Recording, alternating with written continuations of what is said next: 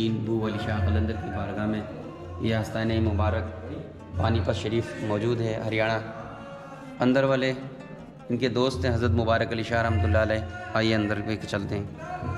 اچھا، میں نے اندر کے بارے میں سنا ہے جی کہ جو دعا یہاں پہ مانگی جائے جی جی وہی دعا اگر اندر مانگ لے جا کر، جو دعا وہاں مانگیں گے وہی دعا یہاں کی تھی. اچھا پہلے وہاں مانگنی ہے ہاں دوست جی. کے گھر، دوست کے در پہ. جی جی جی.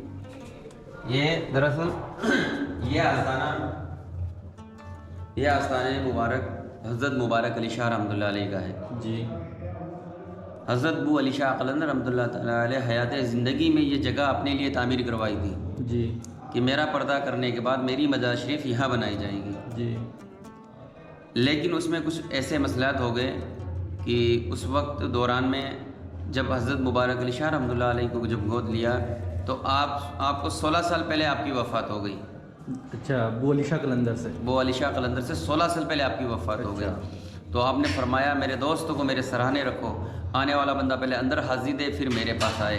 جو دعا یہاں مانگے وہی دعا وہاں مانگے، انشاءاللہ تعالیٰ گھر جانے سے پہلے پوری ہوگی، اور نہیں پوری ہوئی تو کل قیامت کے دن میں اس کا جواب دوں گا.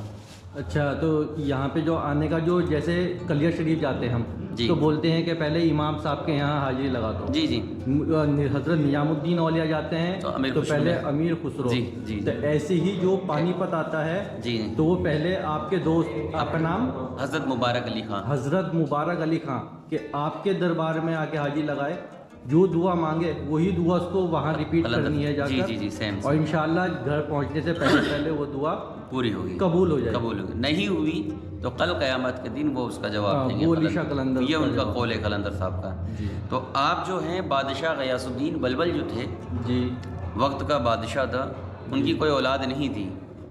تو بادشاہ غیاث الدین بلبل جو تھا وقت کا بادشاہ تھا. تو جب کسی نے بادشاہ کو بول دیا بادشاہ غیاث الدین بلبل آپ تو وقت کے بادشاہ ہو اور آپ کی بادشاہت جب تک زندہ ہے جب تک چلے گی، مرنے کے بعد تو کوئی نیا بادشاہ پیدا ہوگا. جی تو اس نے شادی تو کری نہیں تھی. جب اس کو گھر جب گیا اس کے دماغ میں کچھ ایسے معاملات پڑ گئے تو اس نے کہا بات تو صحیح گئی اس نے. پھر آگے محل میں پہنچا، محل میں پہنچنے کے بعد اس نے شادی کا اعلان کیا. تو وہاں بہت ساری عورتیں جو تھی وہ شادی کے لیے تیار ہو گئی. وقت کے بادشاہ تھا تو شادی کرنے کے لیے بہت سے ایک سے ایک عورت تھی شادی تھے. بالکل. تو آپ نے ایک شرط رکھی تھی، میں اس عورت کے ساتھ شادی کروں گا جو عورت میری شرط مانے گا. تو بھائی اس میں دو عورت کھڑی ہوئی تو اس نے کہا کہ بولی کیا شرط ہے آپ کی؟ تو بولے میری شرط پہلی شرط تو یہ ہے میں اس عورت کے ساتھ شادی کروں گا جو عورت میری شرط مانے گا. بولے کیا شرط ہے آپ کی؟ بولے شرط یہ ہے کہ اگر آپ سے لڑکی پیدا ہوگی تو میں فوراً طلاق دے دوں گا، اور لڑکا پیدا ہوا تو رکھ لوں گا. تو اس عورت نے بڑا اچھا جواب دیا. اس نے کہا یہ تو اللہ کی مصلحت ہے، اللہ جو کرے گا بہتر کرے گا. باقی اگر انسان کے ہاتھ میں آ جائے تو اللہ کو کون یاد کرے گا؟ بالکل. انسانی سب کچھ کر لے گا تو اللہ کو کون یاد کرے گا؟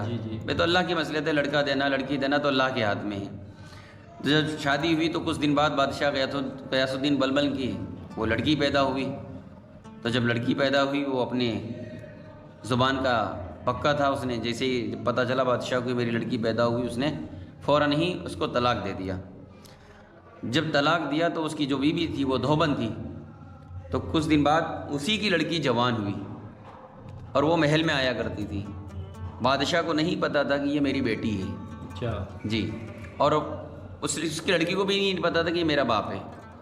تو بادشاہ کو جب پتہ چلا کچھ دن بعد یہ لڑکی آتی کہاں سے آتی ہے تو میں اس کے ساتھ نکاح کرنا چاہتا ہوں. تو جب قدرتی معاملات تھے باپ بیٹے کو تو معاملہ ایسا ہوتا اللہ کی طرف سے غیب سے مدد ملتی ہے. بالکل. تو جب شادی ہوئی تو وہ جب بستری کرنے جاتے تھے وہ آٹومیٹک اللہ کی طرف سے جدا ہو جاتے تھے. تو یہاں کرانے کے بعد نواب تھے، وہ وقت کے نواب تھے اور حکیم تھے. جی. نواب گیری چھوڑ کر حکمت میں آ گئے تھے، فقیری لائن میں آ گئے تھے. تو وہاں پر گئے، آپ نے اپنے فیصلے بتائے کہ حضرت ایسے ایسے میرے معاملات ہیں، آپ میرے لیے دعا فرمائے. تو جب آپ نے دیکھا تو آپ نے کہا کہ یہ بادشاہ غیاث الدین بلبل آپ نے جس لڑکی کی شادی کری وہ کوئی اور نہیں ہے، وہ تمہاری بیٹی ہے. تو آپ نے اس کو معافی طلبی کر کے اس کو دوسرا نکاح پڑھایا. جب آپ نے شادی کری تو اس سے کوئی اولاد ہی نہیں ہو رہی تھی. اچھا. جب دوبارہ شادی کری اس سے کوئی اولاد نہیں ہو رہی تھی.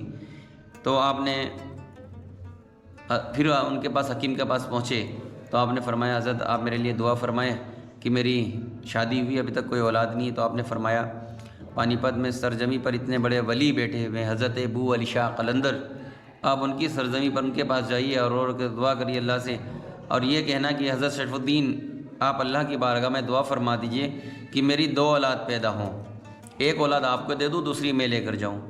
تو کچھ دن بعد بادشاہ غیاث الدین بلبل کی 2 اولاد پیدا ہوئی، ایک کا نام رکھا مبارک اور دوسرے کا نام رکھا خرم۔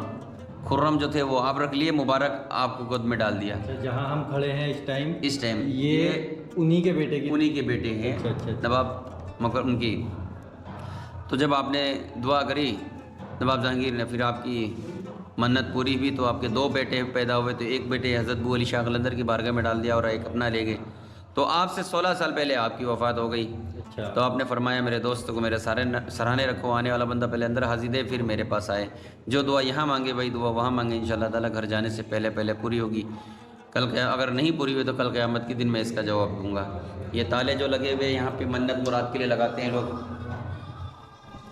یہ تالے اپنی ایک دل کی بھاونا ہے، اپنی ایک دل کی تمنا ہے جی۔ کوئی تالا باندھتا ہے، کوئی عرضی لگاتے ہیں، کوئی دھاگا باندھتا ہے، کوئی چوڑیاں باندھتے ہیں، یہ ایک اپنی دل کی بھاونائیں ہیں۔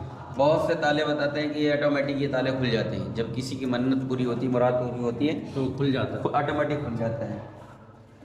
بہت سے تالے کھل کر گر بھی جاتے ہیں اس میں۔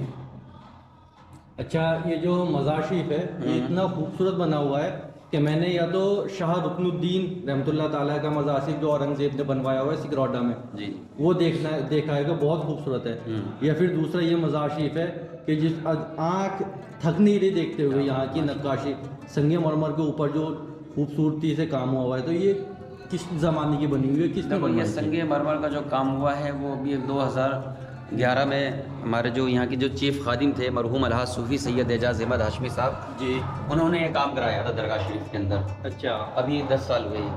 جو اس میں ڈیزائننگ جو ہو رہی ہے وہ 800 سال پرانی ڈیزائننگ ہے۔ اچھا، جو ڈیزائننگ جو پتھر وغیرہ کی جو ڈیزائن بنی ہوئی ہے وہ 800 سال پرانی بلڈنگ بنا، وہی نقاشی وہی ڈیزائن پتھر میں دے دیا ہم نے۔ اچھا جی اچھا، یہ اوپر جو سب لکھا ہوا ہے یہ سب شیشے کا کام ہے، یہ ہمارے جو صوفی کے صاحب تھے حیدرآباد